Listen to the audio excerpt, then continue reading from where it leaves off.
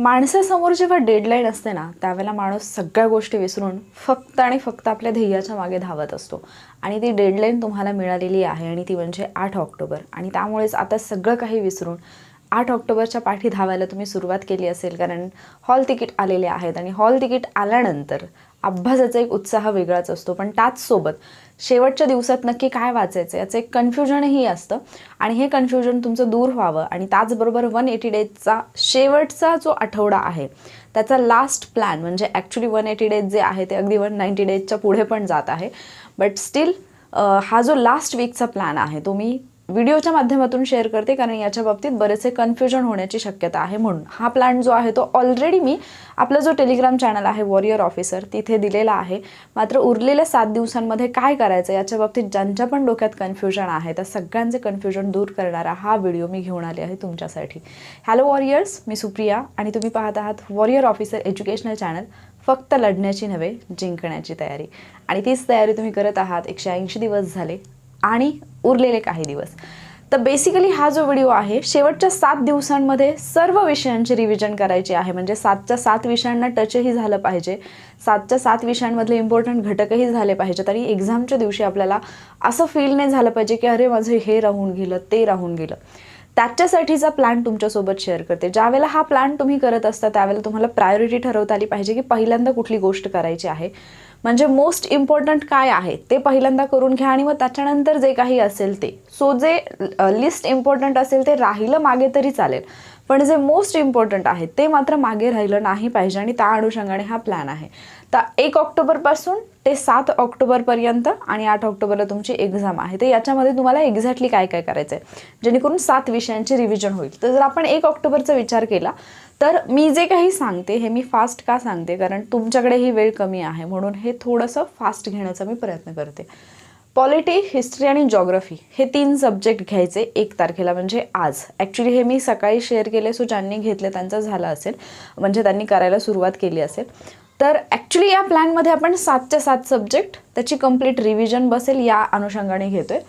Polity, history, जॉग्रफीचे 2017, 2018 आणि 2019 या 3 वर्षाचे जे आयोगाचे पेपर्स आहेत जे तुम्ही ऑलरेडी सोडवलेले आहेत, जे तुम्ही ऑलरेडी डिटेलमध्ये ॲनालिसिस केलेलं आहे. आणि स्पेसिफिकली 90 डेज चॅलेंज आणि 45 डेज चॅलेंजमधले स्टुडंट तर तुमच्यासाठी तर डीप म्हणजे अगदी एक क्वेश्चन आला तर तो कंप्लीट चॅप्टर घेण्याचा मी तिथे प्रयत्न केला आहे. त्यामुळे हे तर तुमचं म्हणजे एका प्रश्नाच्या अनुषंगाने पूर्ण चॅप्टर तुमचा झालेला आहे. सो जे 180 डेजमध्ये आहेत किंवा जे इतर वॉरियर्स आहेत त्यांनी काय करायचं आहे, 17, 18, 19चं डीप जे तुम्ही केलेलं ॲनालिसिस असेल ते रिवाईज करा. जर कोणी असं असेल, म्हणजे असं कोणी असणारच नाही की ज्यांनी क्वेश्चन पेपर ॲनालिसिस केलेलं नाही आहेत, पण जर कोणी असं असेलच की ज्यांनी क्वेश्चन पेपर ॲनालिसिस केलेलं नाही आहे तर आता बेस्ट वे तोच राहील की तुमच्याकडे जे कुठलं ॲनालिसिसचं बुक आहे त्याच्यामधून प्रश्न आणि त्याच्या खालचं जे ॲनालिसिस दिलेलं आहे ते रीड करा. कारण ज्यांनी कोणी क्वेश्चन पेपर सॉल्व्ह केले त्यांच्या लक्षात आलं असेल की ज्यावेळेला आपण 18, 19, 20, 21चे पेपर सोडवतो हे तर पाठीमागेच झालेले क्वेश्चन्स येतात. म्हणजे सेम क्वेश्चन्स जरी 1-2 रिपीट होत असतील तरीसुद्धा बाकीचे जे क्वेश्चन्स आहेत ते जुन्या प्रश्नपत्रिकांच्या ॲनालिसिसमधून ते जे काही स्पष्टीकरण असतं त्याच्यातूनच नवीन प्रश्न बनत असतात. त्यामुळे हे ॲनालिसिस तुम्हाला आता रिवाईज करायचं आहे, कारण येणाऱ्या एक्झाममध्ये कदाचित तुम्हाला हे जे आयोगाचे पेपर्स आहेत त्याच्या ॲनालिसिसमधून त्याच्या खालचं जो काही म्हणजे तुम्ही जे काही ॲडिशन केलेलं असतं तिथे त्याच्यातून प्रश्न दिसण्याचे चान्सेस आहेत. त्यामुळे 17, 18, 19चे पेपर्स तुम्ही पॉलिटी, हिस्ट्री आणि जॉग्रफीचे 1 तारखेला कव्हर करायचे आहेत. Plus current affairs. आता करंट अफेअर्सचा फार मोठा मुद्दा आहे की करंट अफेअर्स करायचं कशातून. तर करंट अफेअर्ससाठी एक तर तुम्ही नोट्स काढलेल्या असतील स्वतःहून तर त्या नोट्स रिवाईज करा जर तुमच्या नोट्स असतील तर.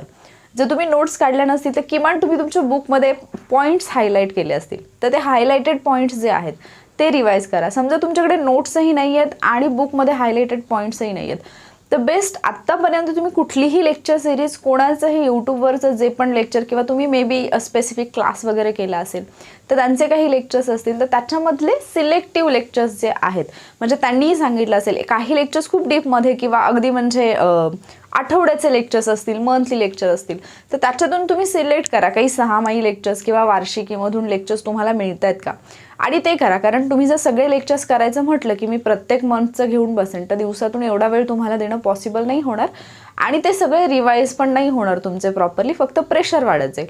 सो बेटर राहील ते करा. अदरवाईज कुठलीही चांगली प्रिडिक्शन सिरीज पहा. म्हणजे आता जशी जशी एक्झाम जवळ येते तसं तसं प्रिडिक्शन सिरीज यायला सुरुवात होते की एक्सपेक्टेड क्वेश्चन्स कुठले आहेत. सो ज्यांची पण लँग्वेज तुम्हाला समजते त्यांचे एक्सपेक्टेड क्वेश्चन्सची जी सिरीज असेल त्याच्यातून ते क्वेश्चन्स जे आहेत ते प्रिपेअर करण्याचा प्रयत्न करा.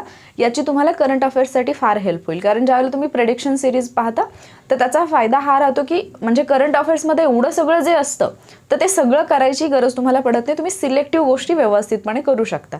सो 1 तारखेला पॉलिटी, हिस्ट्री, जॉग्राफी 17, 18, 19च्या क्वेश्चन पेपरचा ॲनालिसिस, देन करंट अफेअर्स. आता ॲनालिसिस म्हणजे ॲनालिसिस करत नाही पाहायचं बसायचं, जे केलेलं आहे ते रिवाईज करायचं आहे. कारण ॲनालिसिस करायला 1 दिवस इनफ नाही आणि 3 पेपरचं तर होतच नाही. त्याच्यानंतर 2 ऑक्टोबर म्हणजे उद्या पॉलिटी, हिस्ट्री आणि जॉग्राफी हे 3 विषय अजूनही आपले बाकी आहेत. काय बाकी आहे याच्यातलं 2020 आणि 21चे क्वेश्चन्स बाकी आहेत. 2020-21ला सेपरेट का ठेवलं त्याचं रिझन म्हणजे 2020-21ला तुम्हाला स्लाइटली चेंज झालेला दिसतो पेपर. थोडेसे क्वेश्चन पेपरमधले क्वेश्चन्स जे आहेत त्याची रचना थोडीशी चेंज झालेली दिसते. म्हणून 20 आणि 21चे तुम्ही 2 ऑक्टोबरला कराल. सेम जसं इथे पॅटर्न सांगितलं तोच आणि करंट अफेअर्सला पण सेम पॅटर्न फॉलो करा. आता इथे जे आहे आपण 1 आणि 2 तारखेला मॅथ्स रिझनिंग घेतलेलं नाही आहे. पण मॅथ्स रिझनिंगसाठी तुम्हाला काय करायचं आहे 1 आणि 2 तारखेला इथे ॲडिशन काय कराल तुम्ही की दुपारच्या वेळेमध्ये वगैरे ज्यावेळेला तुम्ही बसला असाल थोडा वेळ त्यावेळेला मॅथ्स रिझनिंगचे जे फॉर्म्युलाज आहेत किंवा तुम्ही वेगवेगळ्या ट्रिक्स अभ्यासलेल्या असतील तर त्या रिवाईज करायच्या की तुम्ही लिहून ठेवलेल्या असतील कुठेतरी. तर ते फॉर्म्युलाज जे आहेत किंवा आयोग ज्या टॉपिकवरती वारंवार प्रश्न विचारत आहे त्या काइंडचे काही जर तुम्हाला ट्रिक्स वगैरे मिळत असतील, काही व्हिडिओज मिळत असतील तर ते त्या वेळेमध्ये करणं आवश्यक आहे. म्हणजे तुमचं मॅथ्स, रिझनिंग, करंट आणि हे सब्जेक्ट तर तुमचे होऊन जातात. आयोगाला जे एक्सपेक्टेड आहे त्या अनुषंगाने तुमचं एवढं कंप्लीट होऊन जाते. देन आपल्याकडे उरतात इकॉनॉमिक्स आणि सायन्स. आता हे थोडेसे व्हास्ट असणारे किंवा असं म्हणूयात की सिलेबसचा आवाका जास्त आहे आणि बऱ्याचशा स्टुडंटना अवघड जाणारे हे सब्जेक्ट आहेत. सो इकॉनॉमिक्स आणि सायन्ससाठी 3 ऑक्टोबरला 2017, 18, 19चे क्वेश्चन पेपर करायचे आहेत. इकॉनॉमिक्सच्या बाबतीत स्पेसिफिकली लक्षात ठेवा, जसं मी 90 डेज चॅलेंज आणि 45 डेज चॅलेंजमध्ये घेते की 2017ला इकॉनॉमिक्स विचारले तर त्यांनी 2017च्या अनुषंगाने विचारले म्हणजे 2016 किंवा 2015ची आकडेवारी विचारली आहे. बट जेव्हा मी ॲनालिसिस घेते त्यावेळेला मी 2022चा विचार करून जी काही महत्त्वाची आकडेवारी आहे मग ते बजेटच्या संदर्भात असेल, परकीय व्यापार असेल किंवा आयात निर्यात असेल किंवा बजेटमधले जे वेगवेगळे म्हणजे राजकोषीय तूट असेल किंवा कुठलंही किंवा बँकिंगच्या संदर्भात असेल तर जे अपडेटेड आहे त्या अनुषंगाने इथे आपण सगळे अपडेट्स करत आहोत. इवन पॉलिटीमध्ये पण जो काही राष्ट्रीय मागासवर्गीय आयोग वगैरे आहे तर हे सगळं पण आपण अपडेट करून त्याच्याशी रिलेटेड ॲनालिसिस करतोय. तर त्याच पद्धतीने तुम्हाला करायचं. इकॉनॉमिक्सचे जे क्वेश्चन्स आहेत ते तुम्हाला 2000 म्हणजे 2017चा पेपर असेल तर 16च्या अनुषंगाने, 18चा असेल तर 16-17च्या अनुषंगाने पाहायला मिळतील. तेच तुम्हाला 21-22च्या अनुषंगाने करायचे आहेत. ठीक आहे. 17, 18, 19चे तुम्ही कराल 3 ऑक्टोबरला आणि सेम मॅथ्स रिझनिंगसाठी 2017, 18 आणि 19 इथे मी तुम्हाला काय सांगितलं फक्त फॉर्म्युलाज पहा. आयोगाने मेनली ज्या टॉपिकला फोकस केलेला आहे त्याची थोडी प्रॅक्टिस ठेवा. इथे मात्र 2017, 18, 19 मधले जे मॅथ्स रिझनिंगचे क्वेश्चन्स आहेत ज्याच्यामधले काही क्वेश्चन्स म्हणजे 5 ते 6 क्वेश्चन्स तरी असे असतील जे तुम्हाला इझिली माहिती आहेत, जे तुम्हाला सुटतात, ज्याचे फॉर्म्युलाज तुम्हाला माहिती आहेत, ज्याच्या ट्रिक्स टेक्निक्स माहिती आहेत. पण असे काही असतील जे की थोडे प्रयत्न केले तर तुम्ही सोडवू शकता. काही असे असतील की जे डोक्याच्या बाहेरचे असतील सो ते सोडून द्या. बट जे असे आहेत की जे तुम्ही म्हणजे करू शकता, थोडेसे प्रयत्न करावे लागतील, थोडा वेळ लागतो, असे जे आहेत ते मात्र इथे तुम्ही त्याची स्पीड वाढवण्यासाठी प्रॅक्टिस करायची आहे 3 तारखेला. ठीक आहे. सो इथे इकॉनॉमिक्स आणि सायन्स इथे करंट काय ॲड नाही केलं कारण इकॉनॉमिक्स जेव्हा तुम्ही करताय त्यावेळेला ॲटोमॅटिकली तुम्हाला करंट पाहावं लागणार आहे. सो आर्थिक घडामोडी ज्या आहेत त्या इकॉनॉमिक्सच्या रिलेटेड तुम्हाला इथे कराव्या लागतील. ठीक आहे. देन 4 ऑक्टोबरला आपण आलो तर अगेन इकॉनॉमिक्स आणि सायन्स 2020-21चे जे क्वेश्चन पेपर्स आहेत ते करायचे. तिथे 17, 18, 19चे केले. इथे 20 आणि 21चे त्यांचं जे डिटेलमधलं ॲनालिसिस आहे ते करायचं आहे. मी अगेन अँड अगेन सांगते की क्वेश्चन पेपर मीन्स मी इथे कुठेही क्वेश्चन पेपर लिहिलेलं नाही, मी सगळीकडे ॲनालिसिस लिहिले. का? कारण तुम्हाला फक्त प्रश्न आणि उत्तर पाहायचं नाही आहे, त्याचं ॲनालिसिस पाहायचं आहे. ॲनालिसिसमधून क्वेश्चन येणार आहेत. As it is question repeat होतात पण ते 1 किंवा 2 होतील. त्याच्यापेक्षा जास्तीचे क्वेश्चन्स जर तुम्हाला हवे असतील तर तुम्हाला डीप ॲनालिसिसमध्ये जावं लागणार आहे. सो ते तुम्हाला करावं लागेल. देन करंट अफेअर्स सेम फंडा, प्रेडिक्शन लेक्चर किंवा तुमचं, कारण मी तुम्हाला 6 दिवस याच्यामधले करंट दिलेलेच आहे. ठीक आहे. 6 ते 7 दिवस एव्हरीवेअर, म्हणजे प्रत्येक दिवशी तुम्हाला दिलेलं आहे, ते एव्हरीडे आहे. सो तुम्हाला काय करायचं, करंटच्या अनुषंगाने तुमचं जो काही पोर्शन आहे, तुम्ही जे काही बाजूला काढून ठेवलेलं असेल की मला करंटचं एवढं एवढं रिवाईज करायचं आहे, ते तुम्ही या 7 दिवसांमध्ये बसवलं तरी चालेल की मी फर्स्ट डेला हे करंट आहे. याच्यापेक्षा असंही केलं तर बेटर राहील की तुम्ही आर्थिक घडामोडी वेगळ्या काढल्या, राजकीय वेगळ्या काढल्या, आंतरराष्ट्रीय किंवा संरक्षण विषयक वेगळ्या काढल्या. या टाईपमध्ये जरी केलं तरी ते इझी होऊन जाईल की मी एक दिवशी या घडामोडी करेन, एक दिवशी या करेन. ठीक आहे, जसं तुम्हाला कम्फर्टेबल असेल, जशी तुमची अभ्यासाची पद्धती आहे, जसा अभ्यास केल्यानंतर तुमच्या लक्षात राहतो, सेम त्या पद्धतीने फॉलो करा. दुसरं कोणीतरी करते म्हणून त्याचं अंधानुकरण करू नका, त्याचा तुम्हाला फायदा होत नसतो. ठीक आहे, मग आता इथे 2020-21चं ॲनालिसिस झालं, करंट अफेअर्स झालं, मॅथ्स रिझनिंगचे 2020 आणि 21चे क्वेश्चन्स. ठीक आहे, म्हणजे इथे तुमचे 3 सब्जेक्टचे 2020-21चे क्वेश्चन झाले, इकडे तुमचे 3 सब्जेक्टचे झाले, इकडे 3, इकडे 3चे झाले. करंट आपण त्या अनुषंगाने करत आहोत 7च्या 7 विषयांशी रिलेटेड. 2017 पासून 2021 पर्यंत जेवढा काही कंटेंट आहे जो की आयोगाला एक्सपेक्टेड आहे तो तुम्ही कंप्लीट केला. तुमच्या बाजूने तुम्ही आयोगासाठी आवश्यक असणारी ऑलमोस्ट 90% तयारी जी आहे ती केलेली आहे. आता असे जे क्वेश्चन्स जे की प्रिव्हियस इयरमधून नाही आहेत, सडनली आयोगाने विचारलेले असतात, याच्यासाठी काय असतं, तर जे काही तुम्ही टेस्ट सिरीज वगैरे केलेले असतात तर त्या टेस्ट सिरीजमधून तुम्हाला प्रेडिक्शन क्वेश्चन्स मिळतात, जे त्यांनी पण ॲक्च्युली टेस्ट सिरीज कुठलीही असेल तर त्यांनी क्वेश्चन सेट करताना अशाच हेतूने काढलेले असतात की आयोगाचे जे पेपर्स आहेत त्याचा अभ्यास करून, म्हणजे त्याच्यातून क्वेश्चन जे येतील पुढचे बनू शकतात, त्या अनुषंगाने ते पेपर्स काढलेले असतात. सो तुम्ही टेस्ट सिरीज ऑलरेडी सॉल्व्ह केलेली आहे. जेव्हा 90 डेज चॅलेंजमध्ये होते त्यांनाही मी क्वेश्चन पेपर सेंड करत होते, जे 90 डेजमध्ये आहेत, 45 डेजमध्ये आहेत, 30 चॅलेंजमध्ये आहेत, 30 डेजमध्ये आहेत. तर या सगळ्यांना क्वेश्चन पेपर्स दिलेले आहेत आणि तुम्ही सगळ्यांनी क्वेश्चन पेपर सॉल्व्ह केलेले आहेत. तर तुम्हाला काय करायचं आहे, 5 तारखेला तुम्ही जे कुठले क्वेश्चन पेपर सॉल्व्ह केलेत, मग त्याच्यामध्ये सब्जेक्ट वाईज असतील किंवा फुल लेंथ असतील, तर याच्यातून पॉलिटी, हिस्ट्री, जॉग्राफी, सायन्स आणि इकोचे जे क्वेश्चन्स आहेत तुम्ही सोडवलेल्या टेस्ट सिरीजमधून ते तुम्हाला रिवाईज करायचे आहेत. म्हणजे जे काही तुम्ही ॲनालिसिस केलेलं आहे किंवा ते क्वेश्चन्स हे तुम्हाला रिवाईज करायचं आहे. आता इथे एक काळजी घ्या, समजा पॉलिटीचं क्वेश्चन पेपर तुम्ही उघडलाय आणि तुम्हाला प्रश्न दिसतोय की मसुदा समितीचे अध्यक्ष कोण आहेत, नका तिथे वेळ घालवत बसू. तुम्हाला मसुदा समिती माहिती आहे, स्थापना माहिती आहे, अध्यक्ष माहिती आहेत, सदस्य माहिती आहेत, सगळं काही माहिती आहे. Go to next question. असे क्वेश्चन्स करा की जे क्वेश्चन्स तुमच्यासाठी अननोन होते, जे टेस्ट सिरीजमधून नव्याने जो डाटा तुमच्यामध्ये, म्हणजे तुमच्याकडे जो नव्याने डाटा कलेक्ट झाला आहे, जी नवीन इन्फॉर्मेशन तुम्हाला मिळाली आहे, ते रिवाईज करा. का? कारण टेस्ट सिरीजचा हेतूच हा असतो, म्हणजे तुम्हाला टेस्ट सिरीजमध्ये 70 मार्क पडावेत, 65 मार्क पडावेत. एखाद्याला टेस्ट सिरीजमध्ये 20-25 मार्क्स पडतात, पण तो विद्यार्थी इकडे पोस्ट घेऊन जातो. तर त्याच्यातून जी काही एक्स्ट्राची इन्फॉर्मेशन तुम्हाला मिळाली आहे ती इन्फॉर्मेशन फक्त रिवाईज करायची तुम्हाला आता. कारण जर तुम्ही सगळे प्रश्न त्याचे रिवाईज करायचे म्हटलं की प्रत्येक सब्जेक्टचे 15च्या 15 किंवा मी 100च्या 100 क्वेश्चन रिवाईज करेन, पॉसिबल नाही आहे ना तुम्हाला एका दिवसामध्ये. म्हणून तुम्हाला काय करायचं की जे असे क्वेश्चन आहेत ज्याच्यातून नवीन डाटा तुम्हाला काही मिळाला ते क्वेश्चन्स रिवाईज करण्यावरती भर द्यायचा. ठीक आहे, टेस्ट सिरीजमधले 6 ऑक्टोबरला काय कराल, मग आता इथे तुम्हाला polity, history, geography, science, again इथे इकॉनॉमिक्स आणि पॉलिटी. इकॉनॉमिक्सच्या अनुषंगाने टेस्ट सिरीजमधून तुमची अलीकडची जी आकडेवारी आहे, अपडेटेड आकडेवारी, मग ते बजेटशी रिलेटेड असेल, काही निर्देशांक असतील किंवा जसं की परकीय व्यापार आहे, व्यवहार तोल, हे जे काही आहे, FDI वगैरे, ही आकडेवारी तुमची इकॉनॉमिक्सच्या टेस्ट सिरीजमधून कव्हर होऊन जाते अपडेटेड.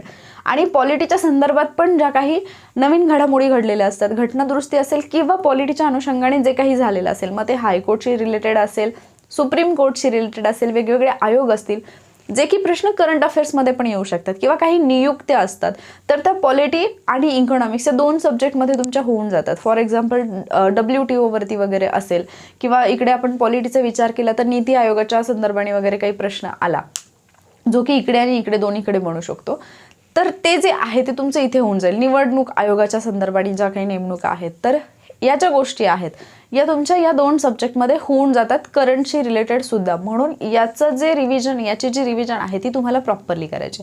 आता याच्यानंतर सगळ्यात महत्त्वाचे 2 दिवस आहेत 6 आणि 7 ऑक्टोबर.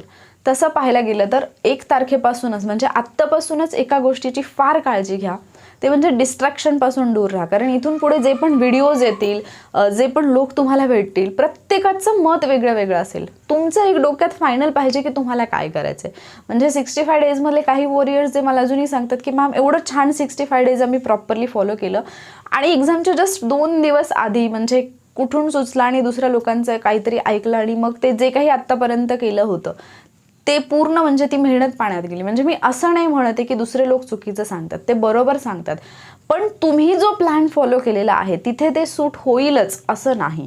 तुमची जी अभ्यासाची पद्धती आहे त्याच्यामध्ये जर तुम्ही सडनली चेंज करत असाल तर डेफिनेटली त्याचा फटका तुम्हाला बसतो. ज्यांनी कोणी त्यांना सुरुवातीपासून फॉलो केले त्यांना सुरुवातीपासून त्यांनी इन्स्ट्रक्शन दिलेले असतात. सो त्यांना माहिती असतात की याच्यामध्ये डूज अँड डोंट्स कुठले आहेत. सो तुम्हाला हे माहिती असायला पाहिजे की डूज अँड डोंट कुठले आहेत, आणि मग हे ज्यावेळेला तुम्हाला माहिती असतं त्यावेळेला तुम्ही तो प्लॅन प्रॉपरली फॉलो करू शकता. अदरवाईज तुम्ही ऑन दी स्पॉट जर प्लॅन तुमचा चेंज करत असाल की जे तुम्ही आत्तापर्यंत व्यवस्थितपणे फॉलो केले आणि सडनली तुम्ही वेगळंच काहीतरी करायला लागलात तर तुमचा कॉन्फिडन्सही जातो, तुम्हाला भीती वाटायला लागते की अरे माझं एवढं सगळं राहिलंय का, आणि मग याच्यामध्ये कुठेतरी तुमचा पेपरमध्ये क्वालिफाय होण्याचे चान्सेस पण कमी होत जातात. म्हणूनच या बाबतीत थोडीशी काळजी घ्या. या 7 दिवसांमध्ये डिस्ट्रॅक्शन्सपासून दूर राहा. ठीक आहे.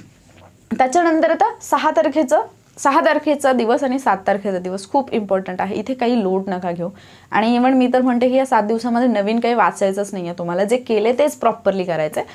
6 तारखेला करंट अफेअर्स टेस्ट सिरीजमधून जेवढा पण टेस्ट सोडवलेल्या आहेत टेस्ट सिरीजमधून त्याच्यामधले करंट अफेअर्स सगळे रिवाईज करायचे, कारण करंट अफेअर्सचा बराचसा पार्ट असा असतो जो तुमच्या लक्षात नाही राहत. सो तुम्ही 6 तारखेला केला तर तो 8 तारखेच्या 11 ते 12 या वेळेपर्यंत लक्षात राहू शकतो. म्हणून टेस्ट सिरीजमधले करंट अफेअर्स तुम्ही 6 तारखेला रिवाईज करा, हे मी ॲडवाईज करेन. अदरवाईज इकडे तर तुम्ही करतच आहात. ठीक आहे.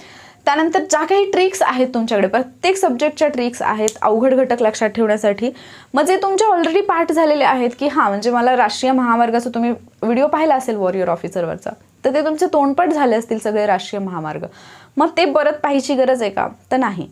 असे काही टॉपिक असतात, असे काही सब्जेक्ट असतात की ज्याचे ट्रिक्स तुमच्या मे बी थोड्याशा म्हणजे तो अवघड आहे आणि ते विसरल्या गेले असतील, तर त्या रिवाईज करा. जे तुमच्या पाठ आहे ट्रिक्स, ज्या तुम्हाला तोंडपाठ आहे सगळं माहिती, तिकडे जाऊ नका. जे तुमचं म्हणजे तुमच्याकडे ट्रिक्स लिहिलेल्या आहेत पण त्या रिवाईज करण्याची गरज आहे, अशा सगळ्या ट्रिक्स ज्या आहेत त्या इथे तुम्ही रिवाईज करा. मॅथ्स रिझनिंगचे जे पण तुमचे फॉर्म्युलाज आहेत, ज्या पण टेक्निक्स आहेत, जे पण ट्रिक्स आहेत, जे तुम्ही प्रॅक्टिससाठी लिहून ठेवलेले आहेत ते यांना ओव्हरव्ह्यू करा, कारण हे तुम्ही ज्यावेळेला ओव्हरव्ह्यू कराल एक्झामच्या दिवशी सडनली क्वेश्चन आला तर ते तुम्हाला लक्षात येईल. मग ते लसावी मसावी काढण्याशी संबंधित असू देत किंवा नळ आणि टाकीचं उदाहरण असू देत, ज्यावेळेला व्यक्ती आणि काम अशा संदर्भाचे प्रश्न येतात, किंवा कॅलेंडरच्या संदर्भात तुमचे काही टेक्निक्स असतील, किंवा घड्याळाच्या संदर्भात वेगवेगळी सूत्र जी आहेत ती तुम्ही वापरत असता, किंवा कागदाची घडी आहे याच्या संदर्भात असेल, तर कुठलेही जे पण टेक्निक्स फॉर्म्युलाज तुमचे आहेत ते सगळे तुम्हाला इथे रिवाईज करायचे. आत्ता तुम्हाला कळेल की सुरुवातीपासून मॅडम हे का सांगतात की तुमच्याकडे तुमची स्वतःची एक डायरी असली पाहिजे ज्याच्यामध्ये तुम्हाला वेळोवेळी गोष्टी नोट डाऊन करायच्या आहेत. मी खूप वेळा मुलांनाही सांगितले की ट्रिक्ससाठी एक सेपरेट नोटबुक बनवा. मुलांना वाटतं की नाही मी इकॉनॉमिक्ससाठी वेगळी, सायन्ससाठी वेगळी असे करेन. लास्ट डेला जेव्हा तुम्हाला हे रिवाईज करायचं ना त्यावेळेला हे सगळं तुम्हाला शोधत बसावं लागतं, असा राडा पडतो तुमच्या बाजूला. सो बेटर राहतं की तुम्ही पहिल्यापासूनच जर ते व्यवस्थित नियोजन केलं असेल तर लास्ट डेला तुम्हाला प्रॉब्लेम येत नाही. ठीक आहे. मग इथे तुम्ही काय काय कराल, करंट अफेअर्सचे टेस्ट सिरीजमधले सगळे क्वेश्चन्स रिवाईज करा, कारण त्याच्यातून असा पार्ट तुमचा कव्हर होणार आहे ज्याच्यावरती क्वेश्चन येण्याचे चान्सेस जास्त आहेत, कारण टेस्ट सिरीजवाल्यांनी त्याच पद्धतीने ते क्वेश्चन सेट केलेले असतात. सो हे तुम्हाला फायदेशीर राहील. देन ट्रिक्स रिवाईज करा, ज्या पण तुमच्या ट्रिक्स आहेत त्या, आणि मॅथ्स रिझनिंगचे फॉर्म्युलाज असतील, ट्रिक्स असतील, काही टेक्निक्स असतील, इझी मेथड्स असतील, अशी काही उदाहरणं जसं की मी अगोदरच सांगितले की जी तुम्हाला येतात पण थोडा वेळ लागतो किंवा विसरलं जाते, तर अशी उदाहरणं हे सगळं तुम्हाला 6 तारखेला बघायचं आहे. 7 तारखेचा दिवस खूप इम्पॉर्टंट आहे. बिलकुल लोड घ्यायचा नाही या दिवशी, बिलकुल जास्त विचार नाही करायचा. जे राहिलंय ते राहिलंय, जे झालंय ते झालंय, जे झालंय त्याच्यातून परफेक्टली उत्तरं द्यायची आहेत. जे नाही झालं ते आता तुम्ही डोकं जरी फोडून घेतलं तरी एका दिवसात ते होणार नाही. कुठलंच पुस्तक तुमचं एका दिवसात रिवाईज करून होणार नाही. ठीक आहे. आणि शेवटच्या दिवसामध्ये कटाक्षाने एक गोष्ट टाळा, दुसऱ्यांच्या शॉर्ट नोट्स घेणं आणि वाचणं बिलकुल करू नका. त्याचा फायदा होण्यापेक्षा तोटा जास्त होतो. ठीक आहे. तर 7 ऑक्टोबरला तुम्हाला काय करायचं, जॉग्राफीचे मॅप जेवढे काही तुम्ही प्रिपेअर केले असतील तेवढे जर तुम्ही कधीच केले नसतील तर आय थिंक टेलिग्रामवरती वगैरे बऱ्याच ठिकाणी तुम्हाला मॅपचे जे PDF वगैरे आहेत ते अवेलेबल आहेत, जसं की 10वीच्या पुस्तकातले मॅप असतील किंवा 9वीच्या पुस्तकातले मॅप असतील, महाराष्ट्राचे मॅप्स आहेत भारताचे, हे सगळे कोणी ना कोणी कधी कधी सेंड केलेले आहेत. तर कीवर्ड्स टाकून सर्च करा, तुम्हाला ते मिळून जातील. हे मॅप रिवाईज करा, हे तुम्हाला खूप हेल्पफुल ठरतात जॉग्राफीच्या संदर्भात. बरेचसे प्रश्न जॉग्राफीमधले तुमचे जर मॅप रिडिंग परफेक्ट असेल ना तर ते तुम्हाला सोडवता येतात. सो मॅप रिडिंग करा, इकॉनॉमिक्सच्या बजेटमधले महत्त्वाचे जे पॉईंट्स आहेत, की पॉईंट्स म्हणेन मी त्यांना, ज्याच्यावरती प्रश्न बनू शकतात ते की पॉईंट्स करा. इकॉनॉमिक्समधली इतर आकडेवारी जसं की मी लेक्चरमधून तुम्हाला ट्रिक्स सांगितलेले आहेत, सो त्या ट्रिक्स तुम्ही इकडे नका रिवाईज करू. इकॉनॉमिक्सच्या संदर्भातल्या ट्रिक्स त्या सगळ्या इकडे रिवाईज करा 7 तारखेला, ठीक आहे, आकडेवारीशी संबंधित असणाऱ्या ट्रिक्स. त्यानंतर करंट अफेअर्समधले काही निर्देशांक जे असतील इम्पॉर्टंट, मग आता हे कुठून कळतील इम्पॉर्टंट, इकडे दिले ना 17, 18, 19, 20, 21 याच्यामध्ये ज्या निर्देशांकांवरती प्रश्न विचारले असे निर्देशांक फाइंड आउट करा. आणि इथे एक पॉईंट ॲड करा, करंटमधले काही पुरस्कार हे सुद्धा तुम्हाला इथेच रिवाईज करायचे आहेत 7 तारखेला. एवढं 7 तारखेला करा. आणि पॉसिबल झालं तर मी तर म्हणेन स्वतःसाठी 5 मिनिटांचा वेळ काढा आणि रात्री किंवा 7 तारखेला सकाळी 5 मिनिट मेडिटेशन करा. मेडिटेशन म्हणजे असं काही नसतं की कुठलाही विचार नाही येऊ द्यायचा, मग असं ध्यान लागलं पाहिजे, तुम्हाला आजूबाजूचं भान नाही. जे काही विचार डोक्यात येत आहेत लेट देम कम, त्यांना येऊ द्या, त्यांना जाऊ द्या, बस.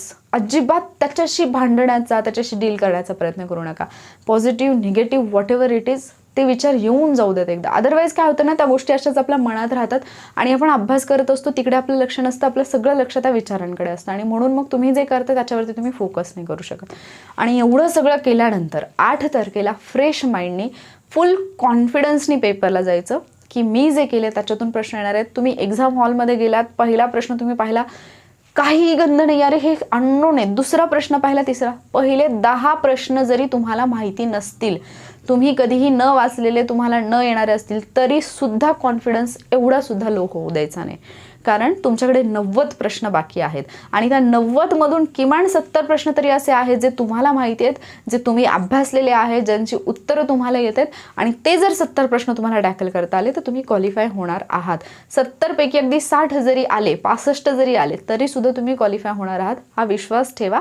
आणि त्या अनुषंगाने पेपरला सामोरे जा. कारण पेपर हा तुमचं म्हणजे तुम्ही किती अभ्यास केला याच्यापेक्षा तुमच्या सायकोलॉजीचं जास्त तिथे म्हणजे टेस्ट होत असते. का होत असते? कारण पेपर पाहिल्यानंतर जर तुम्ही गडबडून गेलात तर डेफिनेटली जे येते ते पण तुमचं चुकतं, तुम्हाला आठवत नाही की तुम्ही काय वाचलेलं आहे, किंवा एखादा प्रश्न जो तुम्ही केलाय, टेस्ट सिरीजमध्ये केलाय, PYQमध्ये केलाय, तुमच्या अभ्यासात केलाय, पण तिथे दिसल्यानंतर कन्फ्युजन होतं.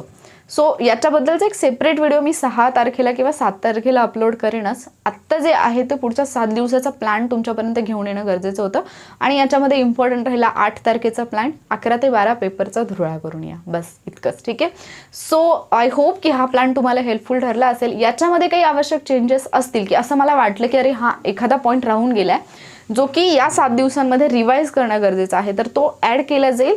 आणि तो कुठे मिळेल तुम्हाला? आपला टेलिग्राम चॅनल आहे वॉरियर ऑफिसर म्हणून, @warrior officer असं सर्च केलं की तुम्हाला मिळेल. अदरवाईज व्हिडिओच्या डिस्क्रिप्शनमध्ये पण तुम्हाला त्याची लिंक मिळेल, तिथून तुम्ही टेलिग्राम चॅनल जॉईन करा, तिथे अपडेट्स पण मिळतील, हे सगळं पण मिळेल. प्लस जी काही आकडेवारी असेल किंवा मी ट्राय करेन की जे मी 90 डेज चॅलेंजमध्ये डिस्कशन घेतलेलं आहे, जर मला पॉसिबल झालं तर ते डिस्कशनचे रेकॉर्डिंग मी तुम्हाला सेंड करण्याचा प्रयत्न करेन. मी प्रॉमिस नाही करत आहे, बट आय विल ट्राय. आणि जर मग ते पॉसिबल झालं तर त्याच्यातून तुमचा 17, 18, 19, 20, 21च्या संदर्भाने जी महत्त्वाची आकडेवारी आहे ती पण तुमची होऊन जाईल. म्हणजे करंटचे प्रश्न इकॉनॉमिक्सच्या दृष्टीने कसे बनतात हे तुम्हाला समजेल, ठीक आहे. तर या व्हिडिओचा फायदा होतो असं वाटत असेल, हा प्लॅन परफेक्ट तुम्हाला वाटत असेल तर व्हिडिओला लाईक करा आणि हा प्लॅन तुमच्या फ्रेंडसोबत शेअर करा. कारण ते सुद्धा असेच कन्फ्युजनमध्ये आहेत की मी अगदी लास्ट डेजमध्ये काय करावं. कारण मी चॅलेंजमधल्या स्टुडंटना सांगितलं की तुम्ही लास्ट 7 डेजची टू डू लिस्ट बनवा आणि मला पाठवा, तर त्यांनी पूर्ण राडा घालून टाकला. म्हणजे काय लिहायचं आणि काय हे करू की ते करू असं झालं. तर इथे तुमचे सगळे सब्जेक्ट 7च्या 7 सब्जेक्ट रिवाईज होत आहेत, इम्पॉर्टंट पॉईंट जे आहेत ते रिवाईज होत आहेत. आणि इथे तर मी आय थिंक 5-6 तारखेला कुठेतरी स्पेसिफिकली तुम्हाला म्हणजे सायन्सच्या बाबतीत वनस्पतीशास्त्र हा घटक असेल किंवा प्रकाश असेल, ध्वनी असेल, तर हे जे घटक आहेत ते तुम्ही स्पेसिफिकली करायला पाहिजेत असं पण मी कुठेतरी मेन्शन करेन म्हणजे त्या दिवशीच्या चॅलेंजमध्ये. तर हा प्लॅन प्रॉपरली फॉलो करा आणि स्टिक राहा एका गोष्टीला, स्वतःवरती विश्वास ठेवा आणि तुम्ही जे काही करतायत त्याच्यावरती म्हणजे लास्ट मोमेंटला येऊन की नाही अरे हे असं करायला पाहिजे होतं, आत्ता करून काहीच होत नसतं, ते मग तुम्ही आधीपासून करायला पाहिजे होतं. आता जे केले आणि जे हातात आहे ते जाऊ देऊ नका. म्हणजे दुसरं काहीतरी पकडायचं म्हणून हातातलं असं फेकून दिलं असं करू नका. जे आहे ते सांभाळा आणि त्याच्यावरून 8 तारखेचा पेपर जो आहे तो क्वालिफाय करण्याचा प्रयत्न करा. 180 दिवसासाठी मी तुम्हाला हे केलं होतं, प्रॉमिस केलं होतं की मी 180 डेज तुमच्यासोबत राहीन आणि मी त्याच्यापेक्षा जास्त कालावधीसाठी तुमच्यासोबत आहे. डेली टार्गेट्स मी देते आणि आपलं कम्प्लिटली फ्री होतं हे. सो तुम्हाला जर असं वाटत असेल की काहीतरी गुरुदक्षिणा द्यायचे तर तुमची पोस्ट येणाऱ्या एक्झाममध्ये येणारा तुमचा रिझल्ट हीच माझी गुरुदक्षिणा असेल आणि ती मला हवीच आहे. ठीक आहे, मी हक्काने वागते आणि म्हणून त्याच्यासाठी पुढचे 7 दिवस कन्सिस्टंट राहा, कॉन्फिडंट राहा, कुठेही डिस्ट्रॅक्ट होऊ नका. फक्त स्वतःवरती विश्वास ठेवा, स्वतःच्या मेहनतीवरती विश्वास ठेवा. यश तुमचंच असेल. थँक्यू.